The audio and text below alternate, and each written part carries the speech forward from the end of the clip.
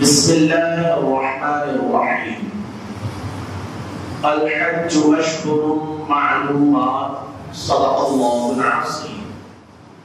وقال رسولنا صلى الله عليه وعلى آله وسلم: اللهم افتح لنا بالخير واختم لنا بالخير واجعل عواقب أمورنا بالخير بيدك الخير إنك على كل شيء قدير. صدق الله العظيم وصدق رسوله النبي الأمين الكريم. حضرات سامعین کرام، اس سلسلے کو جوڑنے کی سعی کی جا رہی ہے کہ جس کو روک دیا گیا تھا رمضان سے قبل،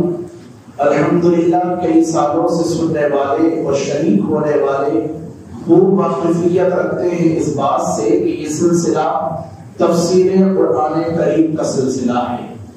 اللہ تعالیٰ سے دعا کیجیے کہ پروردگار عالم، میں تو بڑے فخر کے ساتھ یہ دعا خدا کے دربار میں کرنے کے لیے تیار ہوں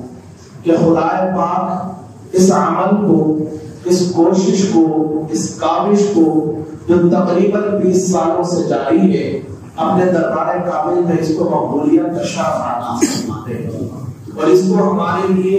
نجات کا ذریعہ اور مغفرت کی وجہ اور سبب اللہ تعالیٰ مقرر فرمائے۔ حضرات سامعین، سلسلہ تو وہی ہے کہ قرآن کریم کی تفسیر کی جائے جو تقریباً سورہ آل عمران کے 1 رکوع تک پہنچ چکی تھی، لیکن چونکہ اس مرتبہ ارادہ یہ ہے کہ یہ وقت، خصوصاً یہ وقت یعنی شوال کا یہ مبارک مہینہ جس کو عید کا مہینہ بھی کہا جاتا ہے، اس کو حدیث مبارک کے اندر حج کا مہینہ قرار دیا گیا ہے۔ عبداللہ بن عمر رضی اللہ تعالی عنہما جب بیان کرتے ہیں کہ وہ جو سورہ بقرہ میں دوسرے پارے میں اللہ نے بیان کیا ہے نا، الحج اشہر معلومات، کہ چند مہینے ہیں حج کے مقرر، فرمایا وہ مقرر مہینے ہیں شوال، ذی القعدہ اور ذی الحجہ کے ابتدائی 10 دن، کہ ان کو اللہ تبارک و تعالی نے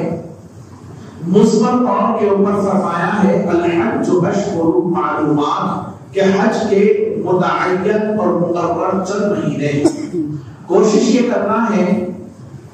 کہ التجا اللہ تعالیٰ کے دربار میں یہ ہے کہ جن لوگوں نے ارادہ کیا ہے اس مبارک سفر کا، اس اہم ترین عبادت کا، اللہ تعالیٰ ان کے ارادے کو بھی مقبولیت عطا فرمائے، ان کے سفر کو بھی اللہ مبارک فرمائے، اور جن مقاصد کے تحت اللہ نے ان چیزوں کا حکم دیا ہے، پروردگار ان مقصدوں میں اعلیٰ درجے کی کامیابی عطا فرمائے۔ اتنا جس طرح پڑھا گیا سرسری طور کے اوپر اتنا تو احساس نہیں تھا کہ اللہ تعالیٰ نے اتنے گہرے مقاصد کے تحت حج کی اس عبادت کو ہمارے اوپر بطور فرض کیا ہے، لیکن جس طرح مطالعے کے اندر زور پیدا ہوتا جا رہا ہے، اسی طرح اللہ کے کرم سے کلتیاں سلجھتی چلی جا رہی ہیں اور پروردگار عالم اور مقاصد سے آشنائی و رحمت فرما رہا ہے۔ اب طرز یہ اختیار کرنا ہے اس عمل کو کہ انشاءاللہ آپ کے سامنے حج کے حوالے سے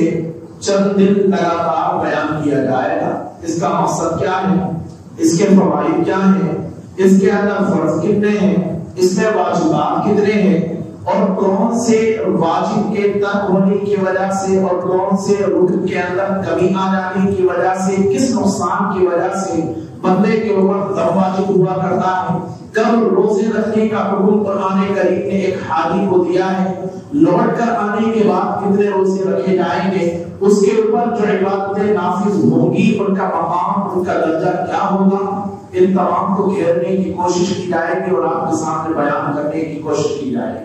اور یہ سعی یوں ہو رہی ہے کہ اگر تفسیر کو ابھی شروع کیا جائے تو ممکن ہے کہ 15-20 دن کے بعد پھر اس کو روکنا پڑے،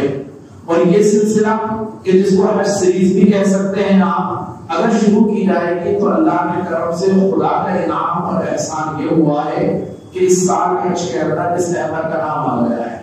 اگر فلائٹ ڈیٹ آ گئی، روانگی کی تاریخ مل گئی، تو بس اس وقت تک اس سلسلے کو جاری رکھا جائے گا اور پھر روک دیا جائے گا، اور پھر انشاءاللہ حج سے فارغ ہونے کے بعد آپ لوگوں سے ہوگی. اللہ تبارک و تعالی اس سعی کو کوشش کو سفر پر اللہ تعالیٰ مبارک فرمائے. آمین. وآخر دعوانا الحمدللہ رب العالمین. اللهم انت السلام ومنك السلام تبارك يا ذو الجلال والاكرام برحمتك.